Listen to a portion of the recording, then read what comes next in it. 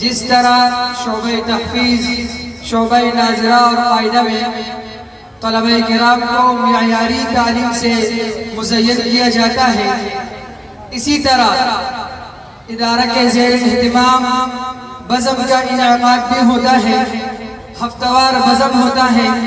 اس میں ادارے کے طلبہ فن خطابت کو سیکھتے ہیں تاکہ اپنے آنے والے مراحل میں وہ فن خطابت کبھی پیچھے نہ ہو اور کسی بھی موقع پر، کسی بھی محفل میں، کسی بھی مجلس میں وہ اپنا اظہار نافذ ضمیر اچھے طریقے سے کر سکے۔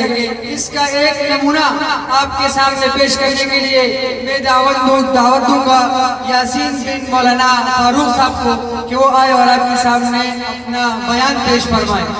یاسین بن مولانا فاروق۔ نحمده ونصلي على رسوله الكريم، أما بعد فأعوذ بالله من الشيطان الرجيم، بسم الله الرحمن الرحيم، إنا نحن نزلنا الذكر وإنا له لحافظون، صدق الله العظيم۔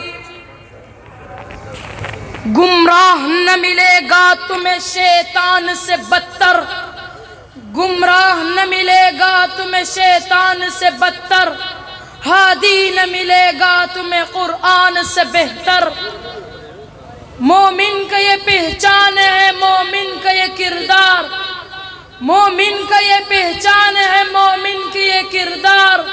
اخلاص میں ہو روح تو اخلاق میں ہو جان، ایمان کی بجلی ہو تڑپتے ہوئے دل میں، ایمان کی بجلی ہو تڑپتے ہوئے دل میں، ایک ہاتھ میں تلوار تو ایک ہاتھ میں ہو قرآن۔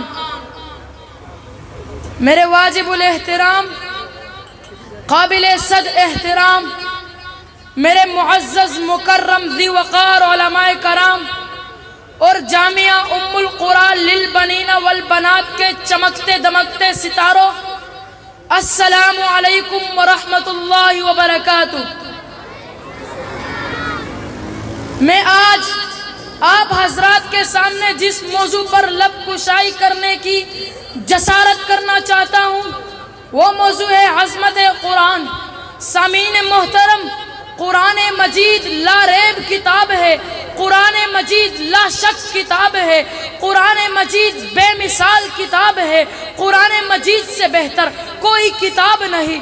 قرآن مجید ریاضت الہیہ کا باغیچہ ہے، قرآن مجید معرفت اسلامی کا پہلا سبق ہے۔ سامعین محترم، اس قرآن مجید میں معرفت بھی ہے، اس میں نثر بھی ہے، اس میں نظم بھی ہے، اس میں بدی بھی ہے، اس میں جہاد بھی ہے، اس میں تقوی بھی ہے، اس میں بلاغت بھی ہے، اس میں فضیلت بھی ہے، اس میں عظمت بھی ہے، اس میں رفعت بھی ہے، اس میں محاورات بھی ہے۔ سامعین محترم، آسمان سے تو اور بھی کتابیں اتری، توریت اتری، زبور اتری، انجیل اتری، لیکن آج بھی ان کتابوں کو صحیح طور پر ثابت کرنے سے تاریخ عاجز ہے، لیکن ایک لا شک لا ریب لا زوال کتاب ہے جو آج سے 1400 سال پہلے مکہ اور مدینہ کے سرزمین پر اتری تھی۔ وہی کہ وہی کتاب آج ہمارے اور آپ کے سامنے موجود ہے۔ سامعین محترم، توریت اتری تو غیر مسلموں نے اس کو بدل ڈالا، زبور اتری تو پھر کفار نے اس کو بدل ڈالا، انجیل کو بھی اپنے صحیح حالت میں رہنے نہ دیا گیا اور دیگر صحیفوں میں بھی رد و بدل کر دیا گیا۔ لیکن اہل باطل نے قرآن مجید میں بھی رد و بدل کرنا چاہا، لیکن یہ تو وہ کتاب ہے جس کے بارے میں اللہ تعالیٰ نے قرآن میں فرمایا اِنَّا نَحْنُ نَزَّلْنَا الذِّكْرَ وَإِنَّا لَهُ لَحَافِظُونَ۔ ہم نے یہ کتاب اتاری اور اس کی حفاظت کا ذمہ بھی ہمارا ہے۔ جس کتاب کا ذمہ خود خالق کائنات لے لے تو پھر کس مائی کی لال کے اندر ہمت ہے کہ وہ اس قرآن مجید کو بدل سکے۔ سامعین محترم، قرآن مجید نے ہمیں حال کی خبر دی، قرآن مجید نے ہمیں ماضی کی خبر دی، قرآن مجید نے ہمیں مستقبل کی خبر دی۔